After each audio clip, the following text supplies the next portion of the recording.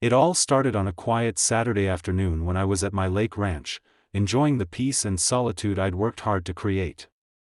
My wife, Emma, and I had been looking forward to this weekend, free from the usual stress and chaos of city life. Little did I know that Karen, the HOA president, would soon be crashing our peaceful retreat. Karen had always been a problem in the neighborhood, prying into everyone's business and enforcing rules that no one asked for. She'd come to my ranch a few times before, but each time I politely reminded her that my property was private and not subject to her HOA control. But today, things were different. I was relaxing on the porch when I noticed her car pulling up. Behind her, there was a group of people, her guests, she called them, heading toward the front gate. I frowned. I had made it clear before that I did not want any unauthorized visitors on my property. My ranch was my sanctuary, and I had no intention of letting her turn it into a public space for her social gatherings. When Karen knocked on the door, she didn't even wait for an invitation to speak. "You need to open the gate," she demanded, her tone dripping with entitlement. "My guests are here, and they're coming in." I stood up and walked to the door, already feeling my patience running thin.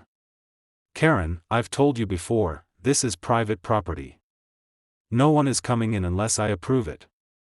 And that includes your guests." Her face turned red with fury. "You can't do this. I'm the HOA president, and I have every right to bring people here. Open the gate now." I shook my head. "Not happening. This is my property, and you're not in charge here." At that moment, Karen's anger seemed to boil over. She whipped out her phone and, without hesitation, dialed 911. "I'm calling the cops. This man is refusing to let me and my guests through. You'll be hearing from them." I stayed calm, knowing that I wasn't in the wrong. The police arrived shortly after, and when they heard the situation, they quickly assessed that Karen had no grounds for her demands. They apologized to me and told her that she had no legal right to force entry onto my property.